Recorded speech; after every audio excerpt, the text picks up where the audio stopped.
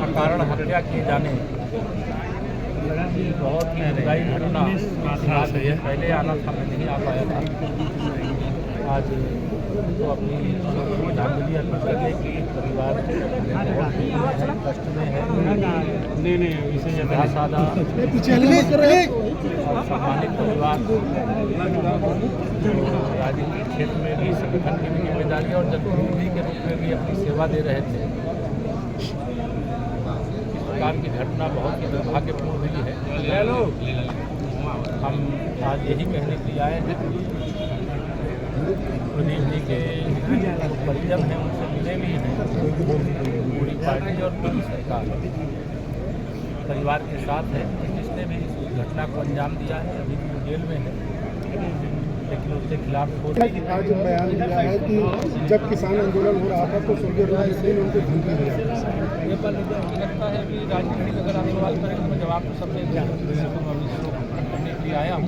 बाकी जो राजनीति में कांग्रेस हो, समाजवादी पार्टी, भारतीय राजनीतिक दल हो, सब सत्ता में विचलित लोग हैं और इनको अभी आने वाले कई दशकों तक सत्ता के स्वाद का एहसास होने की संभावना नहीं लग रही है।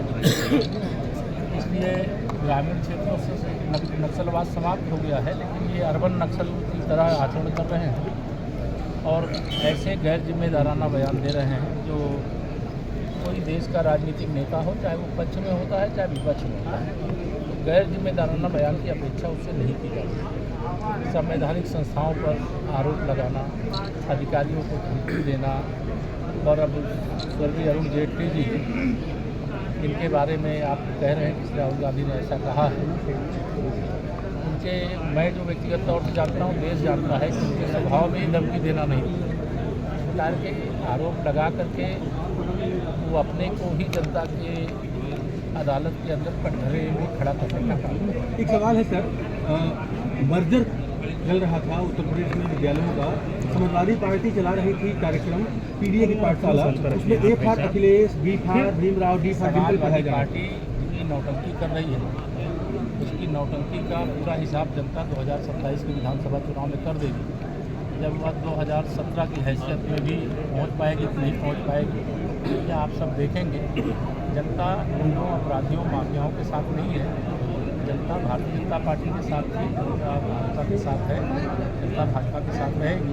हमारी सरकार गरीबों के लिए, किसानों के लिए, नौजवानों के लिए, महिलाओं के लिए, गाँव के लिए, शहरों के लिए, सबके लिए अच्छे ढंग से काम करती है और बिना भेदभाव के काम करती है। सबका साथ, सबका विकास का मंत्र जान करती है। सर, चुनाव को लेकर राहुल गांधी ने बहुत दिखी टिप्पणी की है कि आपातकाल चल रहा है, तो क्या कैसे कहा ना कि ये एक गैर जिम्मेदार नेता प्रतिपक्ष हैं जिन्हें ये नहीं पता है कि उन्हें क्या बोलना चाहिए और क्या नहीं बोलना चाहिए। पहले तो उनको यह बताना चाहिए कि कांग्रेस के शासनकाल के दौरान जो विशेष तौर से भगवा आतंकवाद की बात कही गई और हमारे परम पूज्य सरसंघ चालक जी को गिरफ्तार करने तक की कोशिश की गई थी और उस समय के जिसको आदेश दिया गया उसने उस कार्य को अंजाम नहीं दिया, अन्यथा इस देश की जो स्थिति है उसको किस प्रकार से बिगाड़ने की साजिश थी।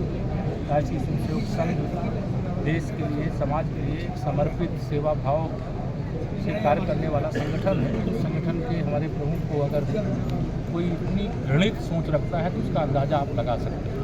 भगवा आतंकवाद अभी अदालत ने सबको सकुशल बरी कर दिया, जिससे इनके मुँह पर कल से आपकी मुलाकात हुई है, अकेले में क्या बातें हुई हैं? चर्चा है कि अध्यक्ष आप बनने वाले हैं, वो क्या कहेंगे? ये सब बातें आप अभी बहुत वरिष्ठ पत्रकार हैं, इसलिए कुछ नहीं कहना चाहता। अब ये नई भाजपा है, नया भारत है, नया नेतृत्व। ये जो कोई कुछ बनने वाला होगा उसको भी नहीं पता होता है और कुछ होने वाला होगा तो उसकी चर्चा यहाँ नहीं होती है। और यह सब पूरी कल्पना है, जो होता है पार्टी तय करती है, जो होगा तभी मालूम होगा आपको भी और हर कार्यकर्ता को।